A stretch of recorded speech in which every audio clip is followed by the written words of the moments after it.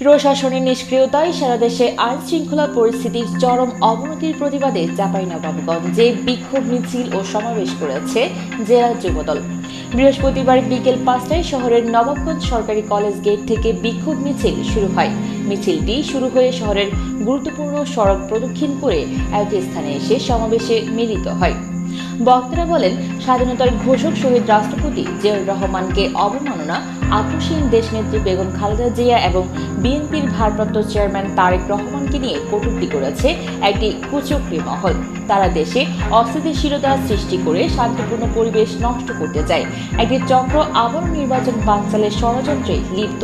এদের বিরুদ্ধে এখনই রুখে দাঁড়াতে হবে। জনগণের গণতান্ত্রিক অধিকার প্রতিষ্ঠায় যুবদল রাজপথে ছিল, আছে এবং থাকবে। সরকারের এই নিষ্ক্রিয়তা এবং আইন শৃঙ্খলার চরম অবনতি আমরা বরদাস্ত করব না। সমাবেশে সভাপতিত্ব করেন চাঁপাইনবাবগঞ্জ জেলা যুবদলের আহ্বায়ক তৌহিদুল ইসলাম তারিফ।